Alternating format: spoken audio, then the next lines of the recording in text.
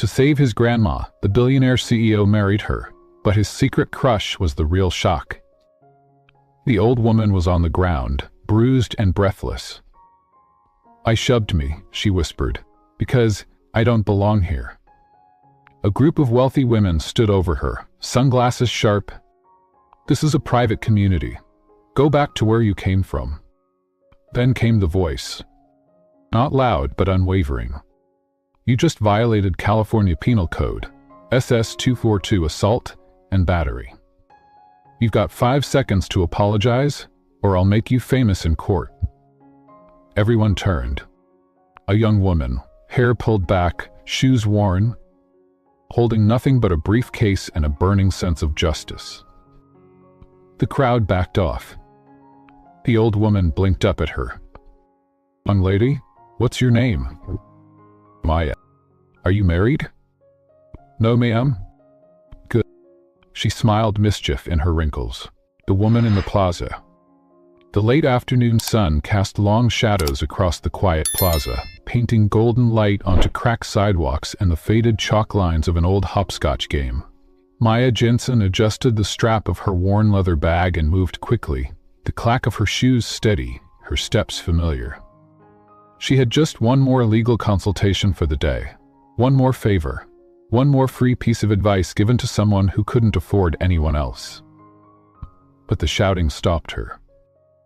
"No, don't touch me. This is public space." The voice was frail, and then, a thud, a body against the pavement.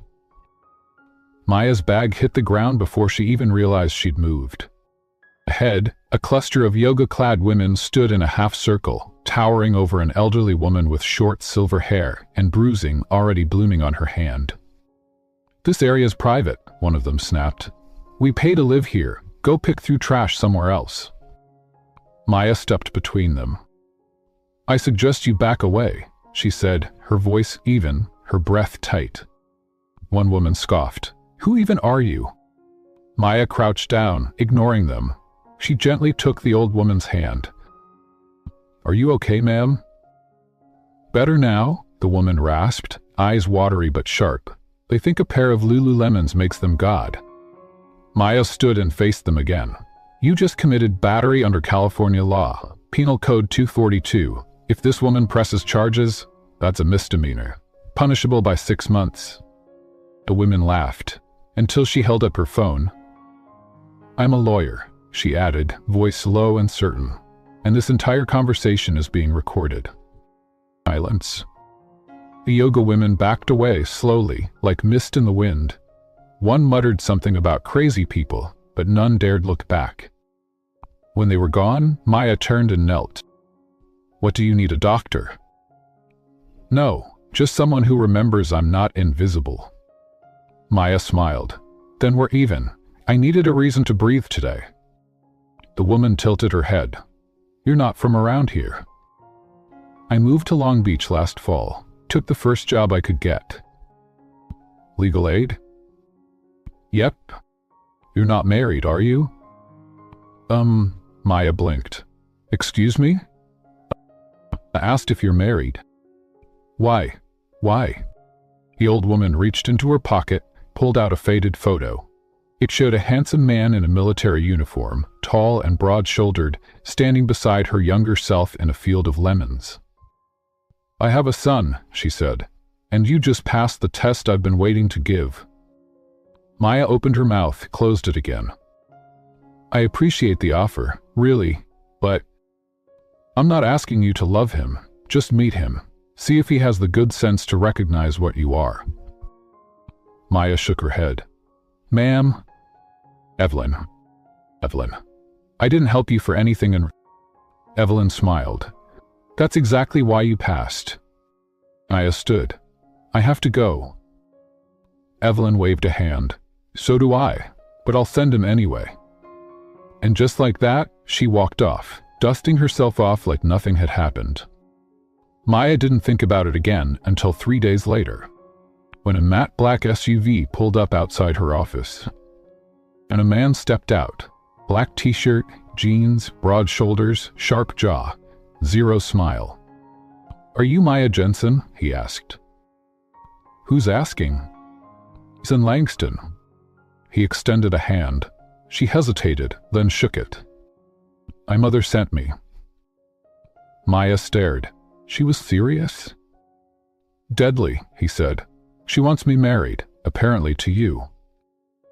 Maya almost laughed. Then she saw the folder in his hand. Documents, notarized papers, marriage license at the top. You've got to be kidding. I told her it was ridiculous, Ethan said, but she made some calls. Why calls? The county. Turns out if you get married to a local, you qualify for expedited residency status. Maya froze. Your job, he said quietly.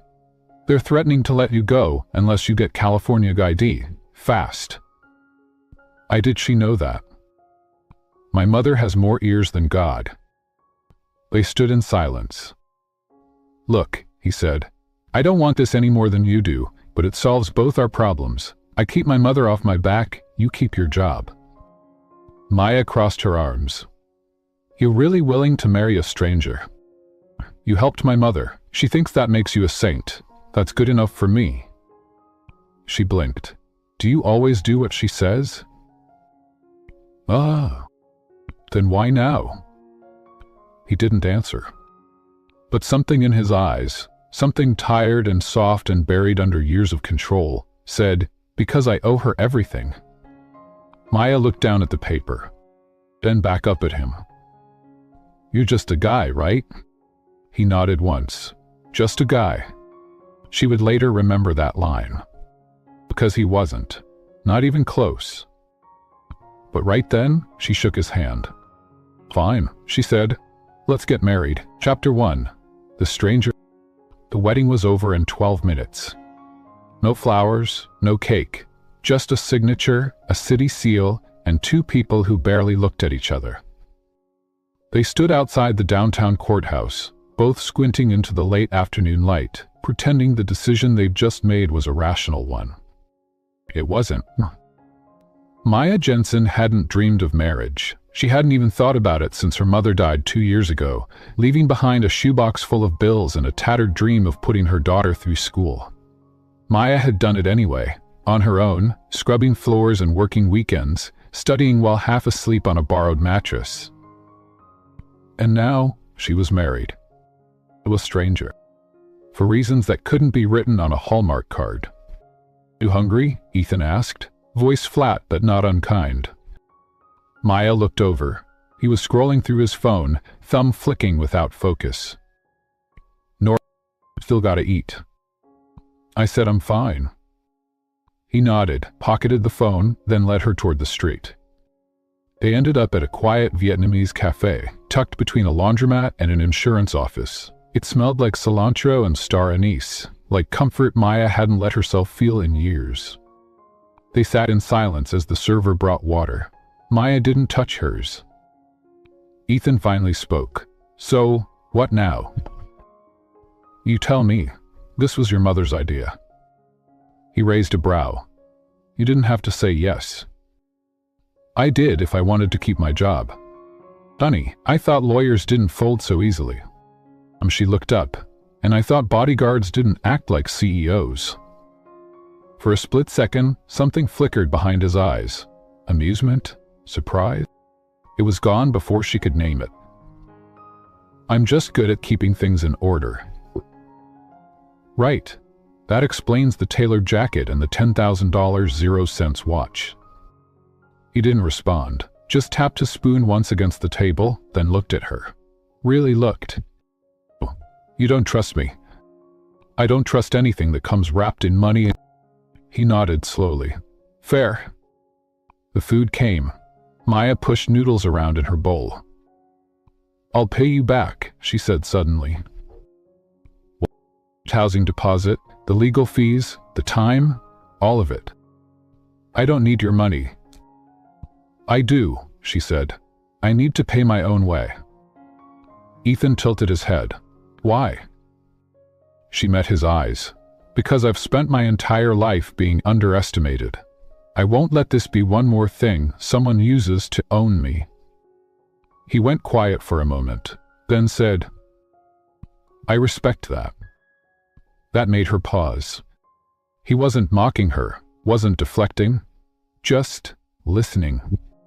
She nodded. Good. Later they stood on the sidewalk while cars passed in streaks of red and white light. The air had cooled. Maya folded her arms. Where do you live? She asked.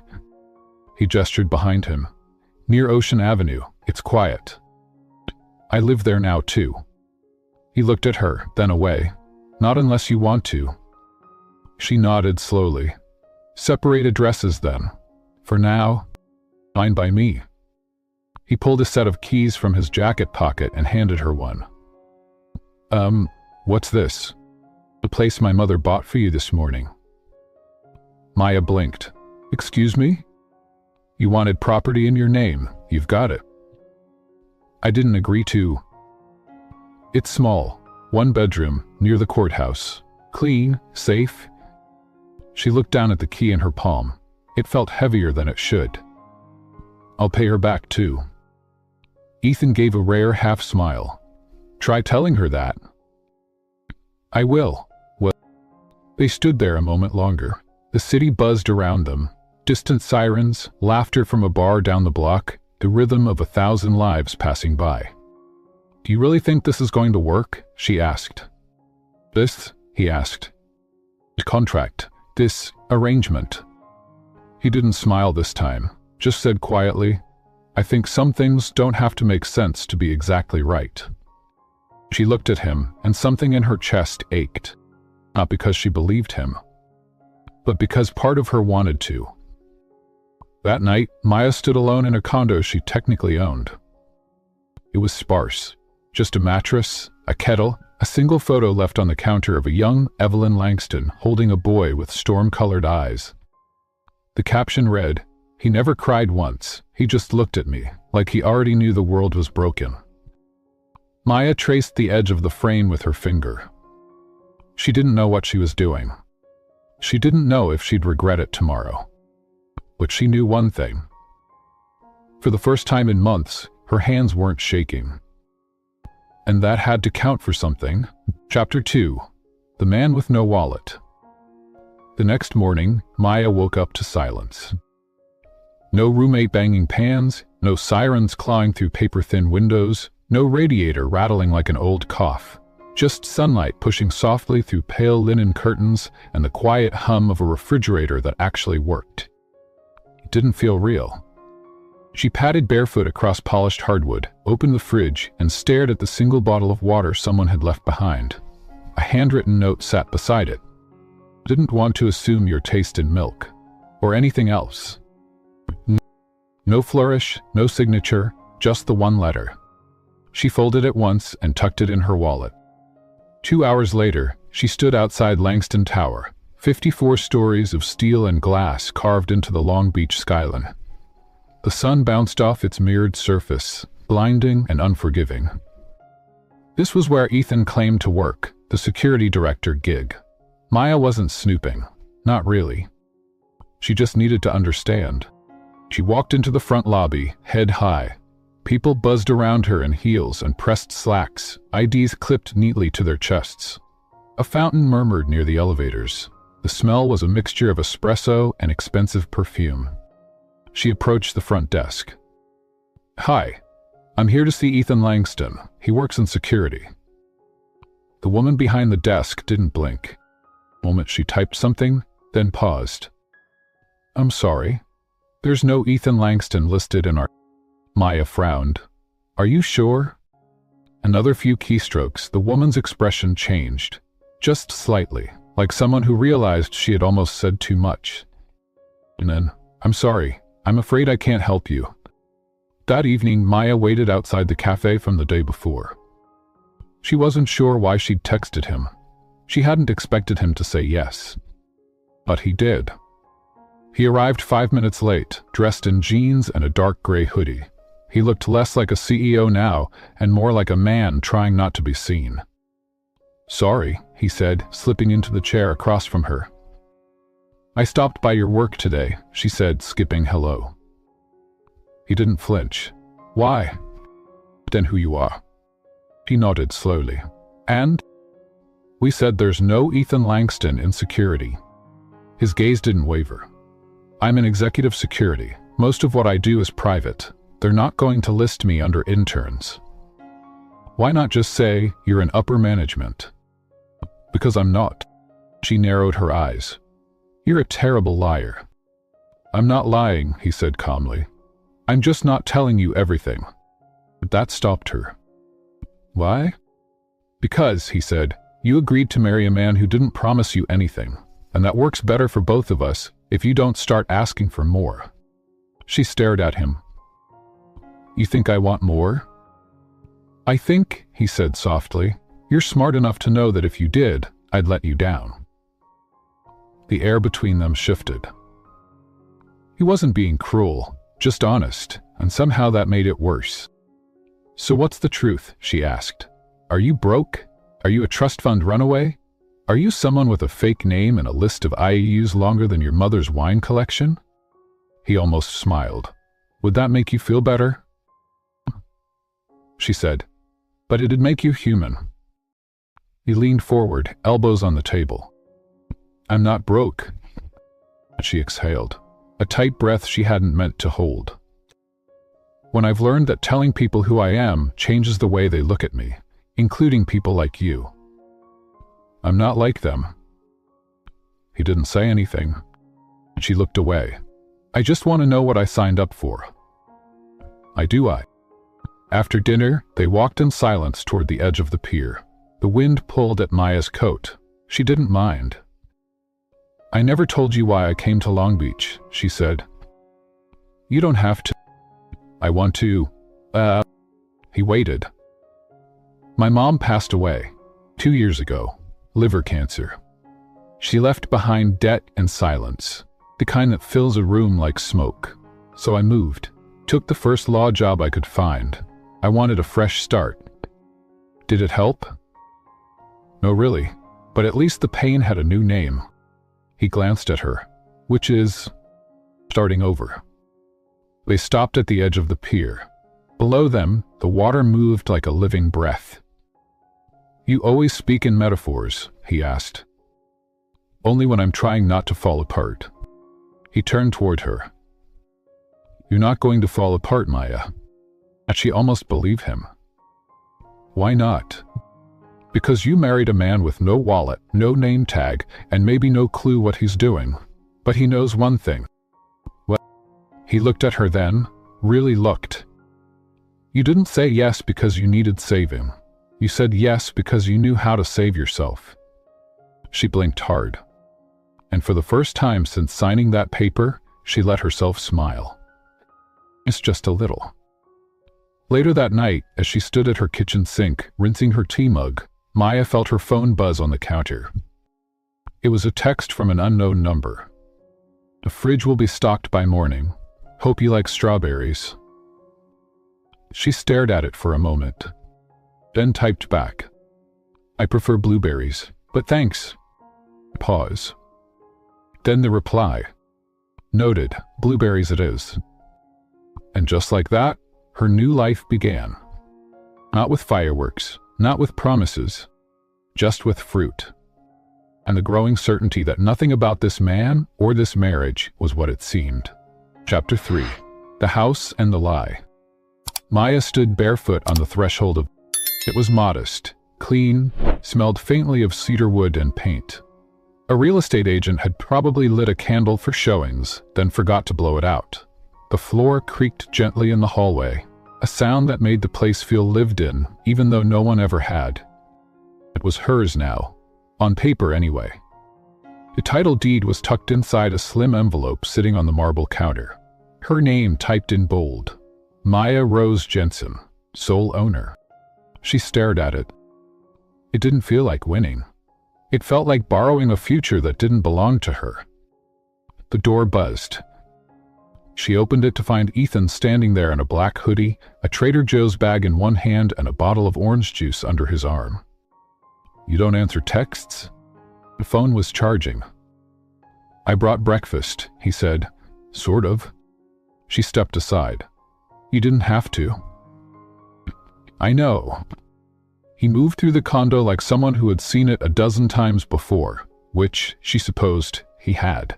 The listing, the transaction, the silent offer delivered through his mother's lawyer. It had all happened so fast, she barely remembered signing anything. He placed a small container of raspberries on the counter. "You said no to strawberries." She looked down. "Thank you." He turned, leaned against the counter. "You haven't opened the envelope." "I'm not sure I should." "It's your name on the deed." "What's the problem?" He tilted his head. "Why? Because nothing in my life has ever come without me bleeding for it. And this was a handshake and a courthouse signature." Ethan studied her for a long moment. "You want me to take it back?" "Oh. Did you want me to put it in both our names?" "Oh. What do you want, Maya?" She exhaled. "I want it to feel real." "It is real. If I didn't earn it." Ethan crossed the room, slowly, like he didn't want to spook her. He stopped 2 feet from her. "I watched you stand in front of a mob of women and defend a stranger like she was your mother." Maya blinked. "I watched you walk into my life and not ask for a single thing, even when you could have. And then I gave you this house," he said quietly, "not as a reward, but as a place to rest, because I know what it's like to survive without peace." Her throat tightened. "You barely know me." "I know enough." The silence between them was soft, not awkward, not defensive, just still. Then Maya said, "I'll pay for the renovations. There's nothing to fix. I want a bookshelf and a better sink." "Fine, but I'm installing the sink." "Because if I can't give you peace, I can at least give you plumbing." She almost laughed. "Point?" Instead, she looked at him, really looked. "You ever had to work for anything?" she asked. He went quiet. Then softly, "More than you'd think." She didn't ask what he meant, and he didn't offer it. That afternoon, she visited the permit office to register her updated address. "Local ID takes 6 weeks, the clerk said, chewing gum. "I only need the temporary clearance for now." "You're married," Olivian said. "Proof." Maya handed over the certificate. The woman raised an eyebrow. "Married to Ethan Langston?" "That's right." "Like Langston? Maya blinked. "What do you mean?" The woman shrugged. "Never mind." She stamped the form and handed it back. "You're all set." Maya left the building with a weird knot in her stomach. That night, she sat on the floor of her empty living room, eating boxed mac and cheese, her laptop open beside her. She Googled Langston Family California and found what she expected. Old money, real estate, bioptic, clean energy, multi-billion-dollar holdings. One name stood out: Ethan Gray Langston, CEO. Reclusive, private, rarely photographed. There was a blurry photo from a charity gala 5 years ago. It was him. Of course it was him. Her husband was the most powerful man in Southern California, and he had never once said a word about it. Maya stared at the screen, and then closed the laptop. She wasn't going to ask him, not yet. Because if he wasn't ready to tell her the truth, maybe he was still figuring out how much of it he wanted to be. And that felt oddly familiar. At midnight, her phone buzzed. "Ethan, how's the sink?" "Dripping. Might be a metaphor." "Ethan, don't read too much into it. I'm fixing it tomorrow." "May it's on the way." A pause. Then, "Ethan, sweet dreams, Jensen." She smiled, closed her eyes, and for the first time in a long time, dreamed of something other than escape. Chapter 4. The Witch at the Firm. If Maya had learned anything in her first year as an attorney, it was that law firms didn't reward goodness, they rewarded power. That morning, she wore her simplest navy blouse and sharpish mind. She had a client meeting at 10 and a mediation case at 2, and she had finally memorized the names of everyone in the office kitchen who hoarded the good coffee. She stepped inside the break room and poured herself a cup. That's when she heard the whispers. "She's still here? I thought she was getting fired. Didn't you hear? She's married now. Some guy gave her property. Guess that solves everything." Maya didn't flinch. She turned and walked past them like their words were lint on her sleeve, something small enough to brush off. But it stayed with her. By 11:30, she was summoned to Monica Sharp's office. Monica, the managing partner of Jensen and Crane, was the kind of woman who smelled like expensive silence. She wore high heels the way men wore titles, like she'd earned them in blood. Maya entered the glass-walled office with her back straight. "You wanted to see me?" Monica didn't look up right away. Her manicured fingers flicked through a folder. "We're downsizing," she said. "Trimming non-essential personnel." Maya blinked. "Excuse me?" Monica set the folder down. "You're an out-of-state hire, Maya. Your probationary period was extended last quarter. Technically, we don't owe you severance. I'm married now. I've submitted paperwork for local ID. Your ID hasn't cleared yet." "It will." Monica gave a tight smile. Maya swallowed. "So you're firing me?" "We're releasing you," Monica said, "and your final check will be ready Friday." His voice didn't shake. "This is retaliation. For having a woman in public, for having a name that doesn't fit your building, for being good at my job without kissing anyone's ring." Monica didn't blink. "Be careful what you accuse people of, Maya. You're not irreplaceable." She stood. Maya did too. Then Monica added, almost casually, "And you'll be taking over your caseload." Maya turned back sharply. "Tanya?" She's been eager for more responsibility. Maya didn't speak. Because she knew the truth. Tanya wasn't just taking her files. She was taking credit for them. Later that afternoon, Maya gathered her things in silence. The office moved around her like she didn't exist. A few eyes glanced up, none held. Tanya passed her desk with a paper cup of green juice and a smug tilt to her mouth. "Rough day?" she asked. Maya didn't answer. "Of course I'm aware," Olivia intended to say. "I found your file on the Thompson arbitration. I found your notes brilliant. Really, you should do ghostwriting full-time." Maya gripped the edge of the desk. Then she stood, walked to the elevator, and left without a word. She didn't cry until she was inside her condo. Not the loud kind, just the steady, soundless kind, the kind that came from the gut and left nothing behind. That evening, she sat on the floor and opened her laptop. Then paused. She could call HR. She could write a public complaint. She could storm back in and tell Monica Sharp exactly how many hours she'd worked without pay. But all that would make her small, and she was done being small. Instead, she wrote one email to a colleague in San Diego. Just 5 lines. "Hi Marcus. Hope you're well. I'm looking for new placement. Litigation, preferably. My record's attached. Let me know if you hear anything. Thanks. Maya." She hit send, then closed the computer. The next morning, a knock came at her door. She opened it in sweatpants and a t-shirt. Ethan stood there, holding a cardboard box and a coffee. "I heard," he said. She blinked. "How?" He held up the box. "Firm courier brought your things. My name was listed on the emergency contact file." Maya stepped aside, letting him in. "You didn't need to come." "I know." He set the box down. "Want to talk about it?" he asked. Want me to say something stupid?" Yet. He handed her the coffee. "They're idiots." She sipped it. "You don't know that?" "I know enough." She sat down on the couch. He didn't sit next to her, just stood nearby, hands in his pockets, watching her like she was a fire he wasn't sure how to warm. I want to burn the place down, she muttered.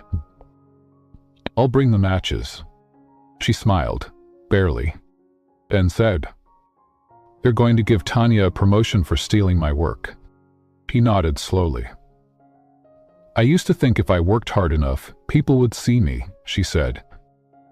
We do, he said. The right people will. She looked up, and something in her chest ached.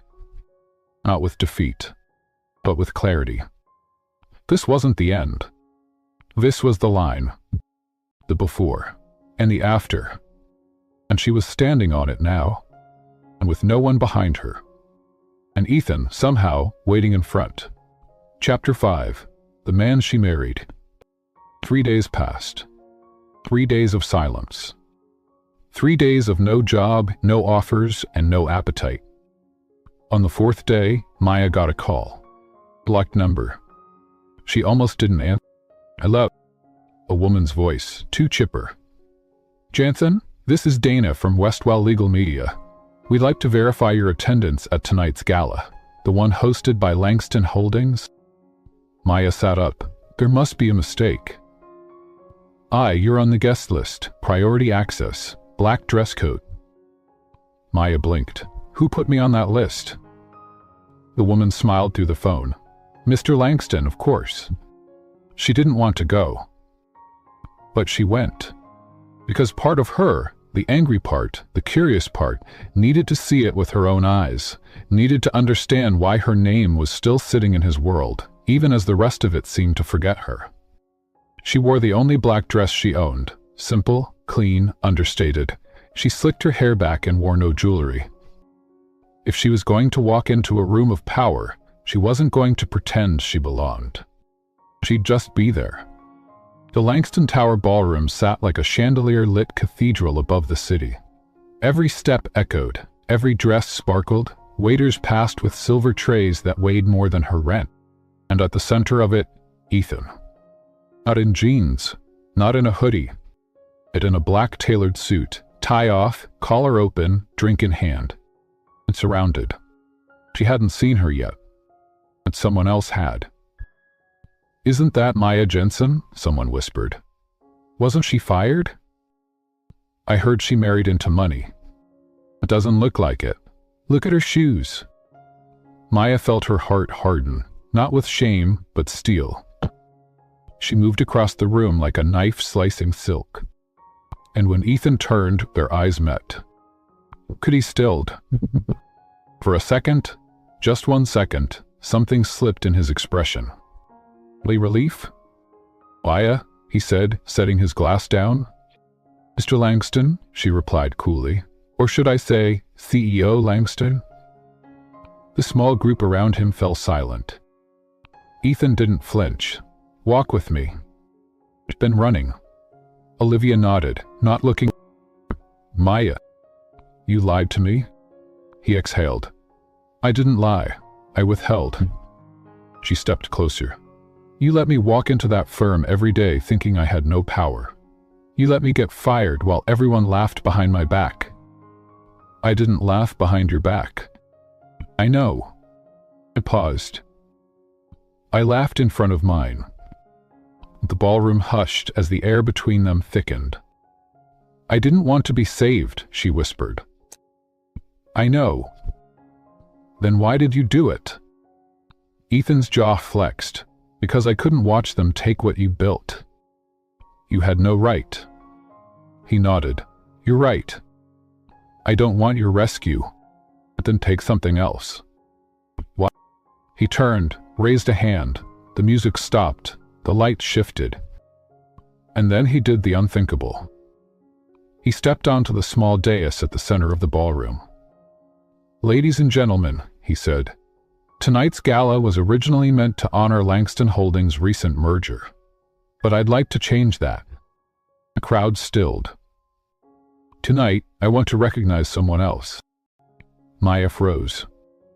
I want to recognize Maya Jensen, a woman who defended a stranger in public without asking for thanks, who worked behind closed doors while others stole her light, who stood taller when they pushed her down and still gave grace when they deserved rage. People turned. His bulbs popped. Maya's chest rose and fell like a wave in a storm. "She's not here tonight because of me," Ethan said. "She's here despite me." He looked at her and only her. "I didn't just marry her, I admire her. A beat. She's the woman I want beside me, in any room." Miles. In applause. Slow at first. Then faster. Maya stood motionless, her face unreadable, her heart beating too loud for her to hear the crowd. When it finally quieted, Ethan stepped down. Walked back to her. "I didn't do that for a headline," he said. "I know," she said. He looked at her. "Can I drive you home?" "No," she said softly. Then, after a breath, "But you can walk me out." They stood in the parking lot beneath the tower, the city lights stretched like veins of gold behind them. Ethan turned to her. "Are we okay?" Maya didn't answer right away. Then, "You could have told me about who you were. You should have told me." "I know. I don't want a man who hides." "I'm trying to learn how to stand beside you," he said. "I'm trying to figure out if I want someone who had to be taught." Another silence. She looked at him. "You broke something," she said, "but you also lit a match I didn't know I was allowed to strike." He nodded. She said, "We start over." Pause. Then, "On name's Maya Jensen." He smiled, gently. "I'm Ethan Langston." She nodded. "Nice to meet you." And for the first time, it was the truth. Chapter 6. Her Father's Price. Maya hadn't spoken to her father in almost 3 years. It wasn't hate that kept her away. It was disappointment. The kind that calcifies over time. The kind that builds a wall, brick by bitter brick. But when she saw his name on her phone, flashing again and again one Tuesday morning, something in her spine bristled. She finally answered on the 5th call. "Dad?" "Maya," he said, his voice already in apology mode. "I'm so glad you picked up." Olivia nodded nervously. "That's no way to greet your old man. You only call when you want something." "Then, I need to see you." "Aye. It's about your sister, and a business deal, something big. Something life-changing." Maya almost hung up, but something in her chest, maybe guilt, maybe habit, stopped her. "Where?" "Her old house," he said. "I had it cleaned up, just for this." The house looked the same, a little more faded, a little more hollow. Maya stepped inside and smelled bleach, dust, and the unmistakable scent of cheap desperation. Her father greeted her in a too-new blazer and a forced smile. "Maya," he said, arms open like they'd never fought. "You look..." "Get to the point," she replied. He gestured to the kitchen table. Sitting there, legs crossed, was Lana. Same smug smirk, same high-end knockoff handbag. "What is she doing here?" Maya asked. Lana shrugged. "Nice to see you too." Their father cleared his throat. "We want to make peace." "Peace or a profit?" "A partnership," he said. "Lana's been offered a modeling deal with a high-profile investor, but they'd prefer the contract to go through someone reputable, with a clean legal record." Maya narrowed her eyes. "So you want me to sign something for her?" "No volant," Lana said. "We want your name, just for the contract, one signature." In return. Her father smiled. "We split the signing bonus, 50,000 each." "I don't want your money," Maya said coldly. Lana leaned forward. "We know who your husband is now. You've made it. You're just being greedy if you don't help your family." That word, family, hit like a slap. "Funny," Maya whispered, "coming from the girl who stole my college fund and gave it to her boyfriend for a dirt bike business." Lana's smirk faltered. Maya turned to her father. "I came here hoping you'd changed. hoping you'd finally see me as more than a check you forgot to cash." He opened his mouth. She didn't let him speak. "You're the same man who used my mother's funeral to pitch a pyramid scheme to the neighbors." She stepped back. But as she turned toward the door, she saw it. The glass on the counter, the one she'd absent-mindedly sipped from during the conversation. Her vision blurred. Her knees buckled. "Why did you—" Lana stood slowly. "It's just something to help you sleep. Not long, just enough time for a few photos." "Because," Lana hissed, "no one ever gives you power unless you take it. And you have his last name now. That makes you a gateway." Maya tried to scream. Darkness swallowed her. She woke in a hotel room. Dim light, cheap drapes, cold air conditioning humming too loud. She couldn't move her wrists, duct-taped. Her phone was gone. But she wasn't alone. A man stood near the bed. Not Ethan. Not family. A stranger. "I don't want trouble," she said. He smiled slowly. "Then don't scream." She tensed. "You don't want to do this. Your sister says otherwise." "I'll sue you," Maya snapped. "I'll ruin you," he replied, calm as ice. "The press will say you were cheating on your billionaire husband in a motel. Imagine what that'll do to your precious new reputation." And that's when Maya understood. This wasn't just blackmail. It was leverage. Staged, filmed, ready to destroy her. Unless she stalled. "We husband will find me," she whispered. He laughed. "The CEO of Langston Holdings?" "I didn't say which husband." That confused him. And in the space between his doubt and her breath, the door exploded open. Ethan, a gun not in his hand but in his voice. To get away from her. The man raised his hands. Maya wept as Ethan cut through the duct tape and pulled her close. "I'm here," he whispered. "I'm here." Security flooded the hallway behind him. And suddenly the room was full of people, his people. Later, wrapped in a blanket and a kind of silence only trauma can carve, Maya sat in the back seat of a black SUV. Ethan sat beside her, watching her with that same quiet intensity. "I should have told you I was going to see him," she said softly. "Ah," he said. "You shouldn't have had to." She looked at him. "How did you know?"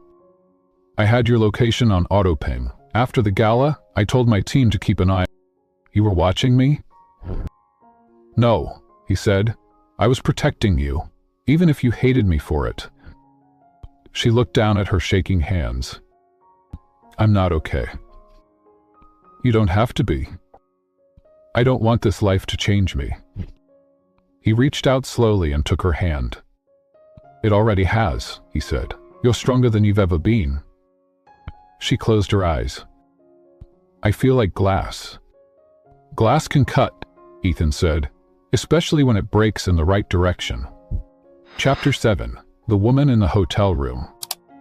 Maya stood under the shower until the water turned cold. She scrubbed hard, not because she felt dirty, but because she needed to feel something that belonged to her. The weight of the past 24 hours pressed down like wet wool. Drugged by her own family. Locked in a room like a headline waiting to happen. Rescued by the man she still didn't fully understand. Now, back in her own apartment, safe, she still didn't feel free. She stepped out, wrapped herself in a towel, and opened the bathroom door. Ethan was there, sitting on the floor, leaning against the hallway wall, his back against the wood like he was holding up the entire building with his spine. His head snapped up. "I didn't mean to scare you." Maya didn't flinch. "I didn't hear you."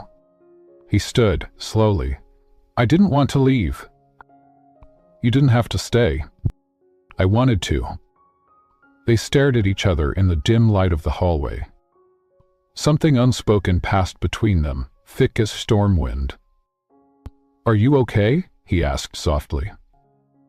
"I'm not sure." Ethan stepped closer. and she could smell the starch of his collar, the warmth of coffee still on his skin. "I wanted to kill him," he said. "I know. I almost did." Maya's throat tightened. "Do you want me to say you shouldn't have?" "Oh," she said, "I want you to say you stayed because you wanted to, not because you felt responsible." "I didn't feel responsible," Ethan whispered. "I felt terrified." That stopped her. He had never said that before. Not once. "I have all this power," he said. "All this money, all these men who would move the earth if I asked. But last night I realized, well, if I didn't find you, none of it mattered." Maya closed her eyes. "I didn't want to need you. I didn't want to love you." Silence. Then he stepped even closer. "You're not glass, Maya," he said. She let out a shaky breath. "You're not a fortress, Ethan. You're a flame. You burn everything you touch." "Then stop standing so close." "Maybe I want to." They were inches apart now, and in the quiet between them, Maya said the thing she wasn't supposed to say. "I won't leave?" "I wasn't planning to. I mean tonight." Ethan hesitated. Then he reached out, slow, careful, and touched her hand. "I'll sleep on the couch." She nodded. "Okay." But when she turned to go back to her room, her fingers didn't let go of his. And neither did his. They lay in bed like strangers, pretending not to listen to each other breathe. The city hummed outside, the sirens far enough to be background music. "I'm afraid to fall asleep," she said suddenly. "Why?" "Because when I wake up, it might all come rushing back." Ethan's voice was soft. "Then don't wake up alone." She turned toward him. "You'll still be here?" He looked at her. "I'll still be here." And when she fell asleep, her fingers still curled in his shirt, the nightmares never came. In the morning, she woke to the smell of eggs and burnt toast. She walked into the kitchen to find Ethan wielding a spatula like it was a sword, and a dish towel slung over his shoulder like he'd earned it. He looked up, sheepish. "I didn't say I could cook. I said I'd try." Maya leaned against the doorframe. "You're officially the worst chef I've ever married." "You've only married one." "Exactly." He set a cracked plate on the table. "Breakfast of champions." "You mean survivors?" Ethan looked at her, serious now. "I want to take you somewhere." Where? He hesitated. "Private. No cameras, no one watching." "Because I'm tired of showing the world everything. I want one thing that's just ours." Maya nodded. "Let me grab my shoes." He drove her to the coast. An hour north of the city, windy roads, tall trees. They ended up at a small stretch of private beach, Langston Land, of course, where the ocean whispered against the shore like it was confessing something sacred. There was a cabin, small, wood-framed, untouched. Maya stepped inside. The floor creaked, the windows were wide open, the air smelled like salt and pine. "This is yours?" she asked. Norman said. She turned. "It's ours," he said, "if you want it." She swallowed. "I don't know what I want yet." He nodded. "You don't have to." They sat on the porch as the sun dipped low, casting gold over the horizon. Ethan handed her a ring box. She didn't open it. He didn't speak. But after a long moment she asked, "Why now?" "Because last night I thought I'd lose you, and I realized I'd been holding back everything I felt, waiting for some perfect moment. But love isn't something you schedule." She opened the box. Inside was a simple gold band. No diamonds, no flash. Just solid. Real. "I'm not promising forever," she said quietly. "I'm not asking for it," he replied. "Just today." She took the ring. Slipped it on. and for the first time in their marriage, Maya Jensen felt like a wife. Not by law, but by choice. Chapter 8: Property and the Truth. The Long Beach real estate office was white marble and cold smiles. Maya walked through its glass doors with Ethan at her side, though they didn't touch. They never touched in places like this. "Name?" asked the receptionist, not looking up. "Maya Jensen, I have a 3 p.m. showing." The woman finally glanced at her. Her eyes scanned over Maya's thrifted blazer and scuffed flats. Dismissal came so fast it could have been reflex. "Are you sure you're in the right place?" "I made the appointment," Maya said evenly. The woman forced a tight smile. "Of course, please have a seat. Your agent will be with you shortly." They waited and waited. At 3:24 p.m., a man with slicked back hair and a watch louder than his voice emerged from a glass office and greeted them without warmth. "You're Maya?" "Hold, Olivia." He looked at Ethan, eyebrows raised. "And you are?" "Husband," Ethan said quietly. The man's posture changed slightly, just enough to acknowledge, there's the money. "This way, please." They toured 2 units. Both were lovely, too lovely, the kind that whisper you don't belong as you walk through them. "I like the second one," Maya said after they stepped outside. "I know," Ethan said. "You touched the windows." She smiled despite herself. The agent cleared his throat. "Of course, the seller will need proof of funds." Maya opened her mouth, but Ethan cut in. "That won't be a problem." "Great. In that case, I'll start the paperwork." "We'll need the deed in her name only," Ethan added. The man paused. "I see. Well, usually for married couples." "She needs full ownership," Ethan said again, firmer. The agent looked at Maya. "Is this a divorce thing?" "No," she said. "It's a me thing." The agent gave a thin smile and nodded. They sat in the conference room, waiting for papers. Maya stared out the window. "You didn't have to do that," she said. "I know. Why, you did." "You once told me you've never had anything that couldn't be taken away," Ethan said quietly. "Now you do." She looked down. "I feel guilty." "Oh, because I didn't earn this." Ethan turned to her, voice calm and certain.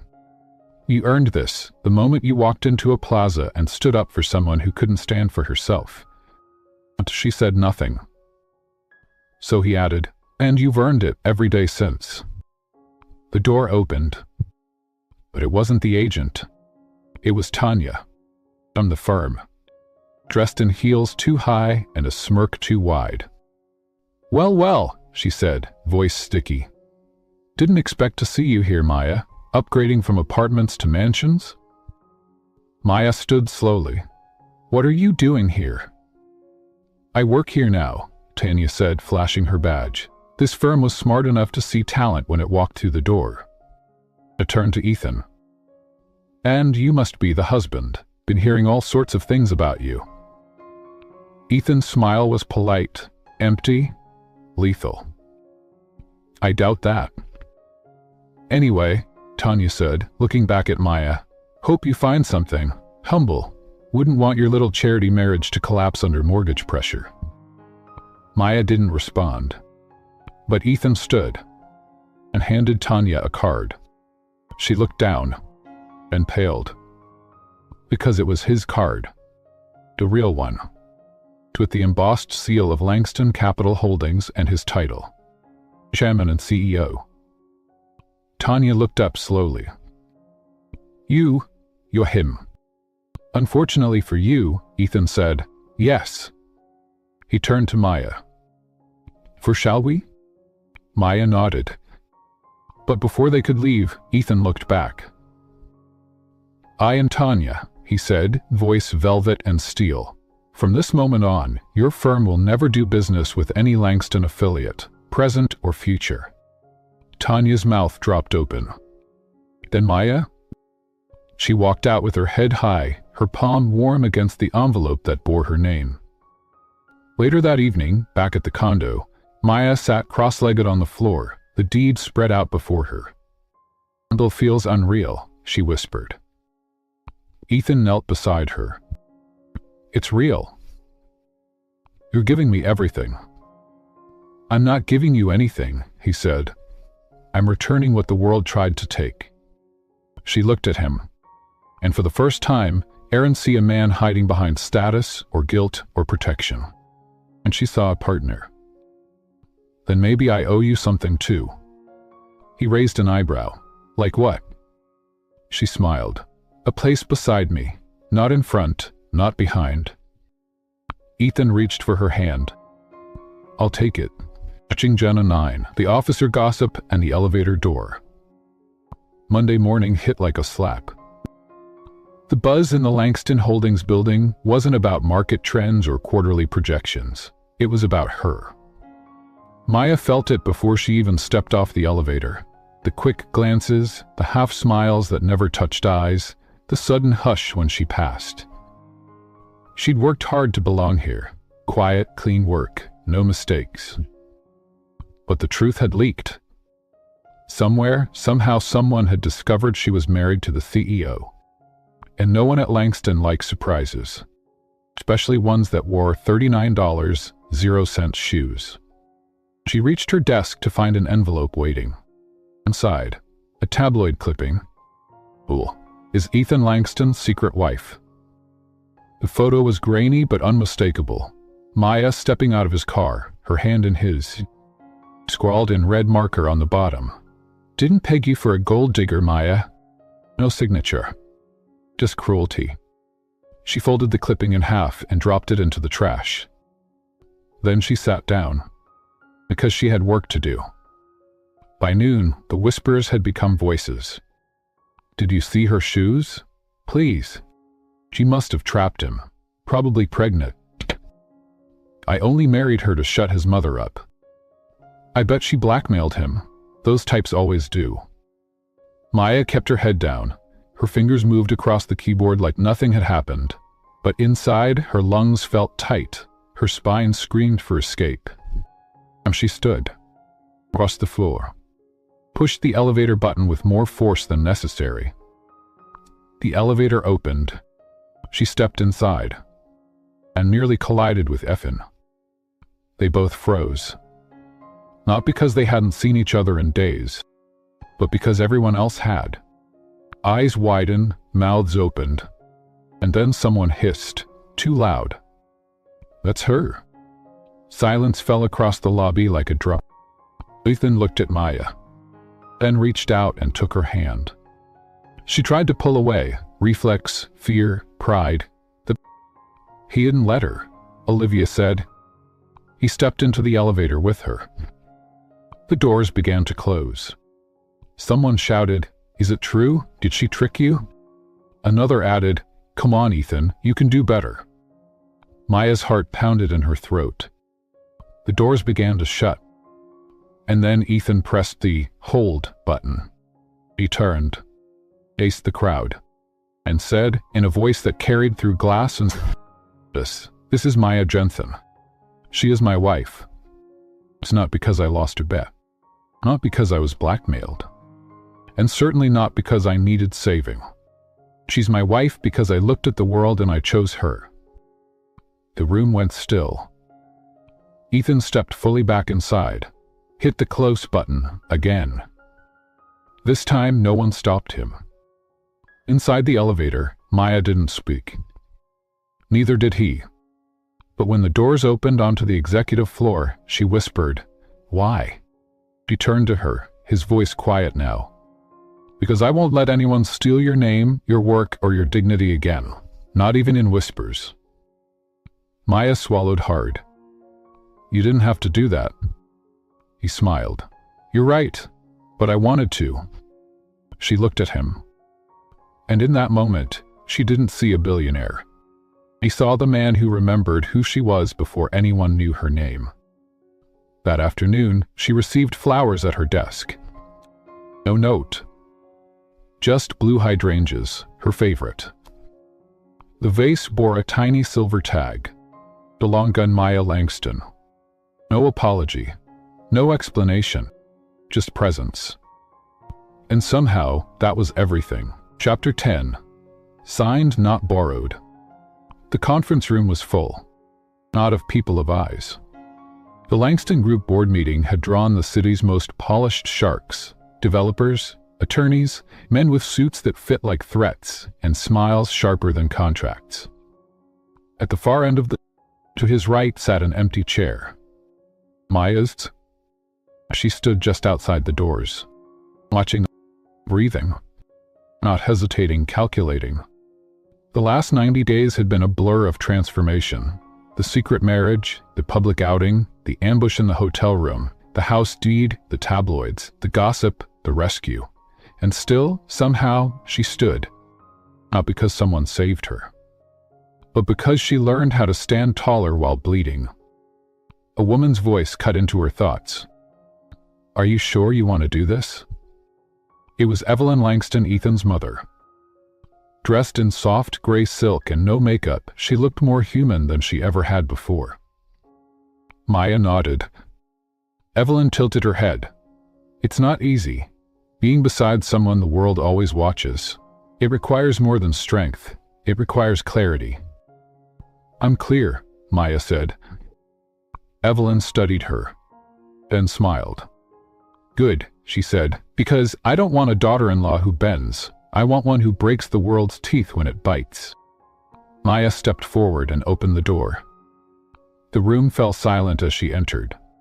Heels on marble, navy suit, no jewelry except a slim pen tucked behind her ear like a sword.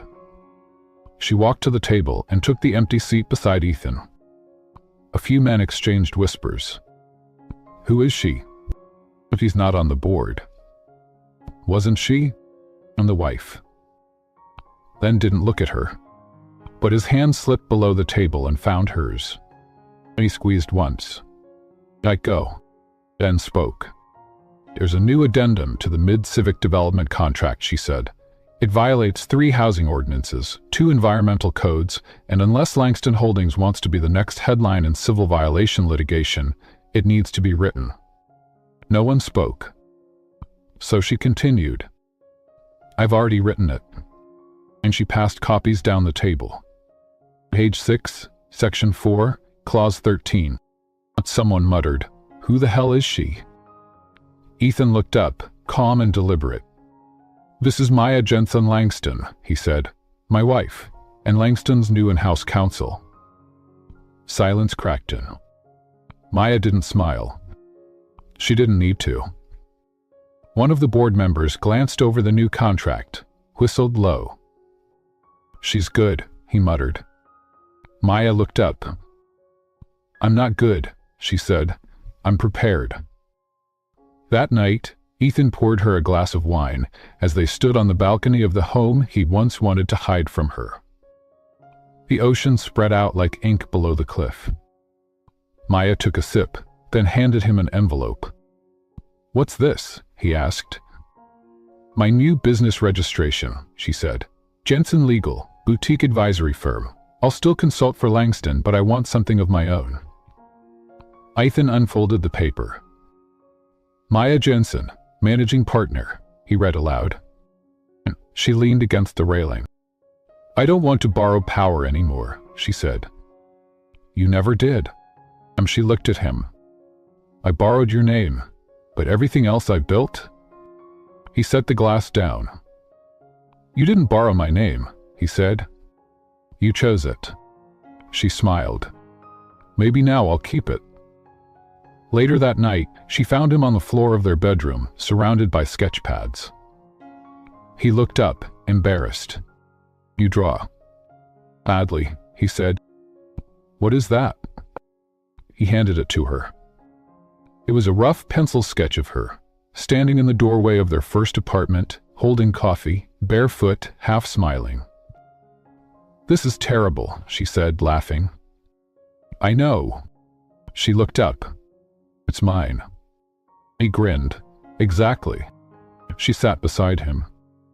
"You know, when I first married you, I thought I was walking into..." "You were?" "Ugh, me. A good one?" she leaned her head on his shoulder. And for the first time, there was no noise in the world loud enough to shake her. When a name becomes a choice. It was a Thursday morning. The world hadn't changed. The city still buzzed with its indifferent rhythm. Phones still rang. People still judged. But Maya stood in front of her mirror and looked at the woman staring back. She wasn't angry anymore. Scared. Waiting to be rescued. She wasn't the girl who signed her name at a courthouse to save her job. And she was the woman who rewrote the contract. Downstairs, Ethan was fixing coffee lately. He burned toast again. There was jam on the fridge handle. He was muttering to himself like a man who just realized CEOs don't come with domestic skills. But she loved him more for it. Not because he was powerful, but because he had learned to listen. He didn't try to fix her. He stood beside her. That's the thing about love, not the kind they sell in movies or whisper about in magazines, but the kind that stands with you when the headlines fade, the kind that sees who you were before you knew your own worth, the kind that says, "Your name is yours, I'm just honored to be written beside it." Later, Maya walked into a courthouse, not to get married, not to file a claim, but to represent someone who didn't have the money to afford her rate. She still took the case. Because sometimes, power isn't what you hold. It's what you choose to give away. She never told the world the full story of how she met her husband. And things were better kept between two people and a quiet sunrise. But when people asked why she kept her name Maya Jensen, not Langston, she just smiled. Because I didn't marry a name. I married a man who never once asked me to change mine. If you've ever loved someone quietly, if you've ever rebuilt your life after betrayal, or stood in a room where no one thought you belonged, but you stayed anyway, you already know this story. Because it's not about wealth or rings or even names. It's about choice. The quiet, brave kind. The kind that says, "This is who I am, and if you see me clearly, you can walk beside me." If this story touched your heart, take a moment to share your own. Tell us, what's one choice you made that changed your life quietly but completely? We'd love to hear your story in the comments below. After all, the world could always use more love. The kind that doesn't shout, just stays.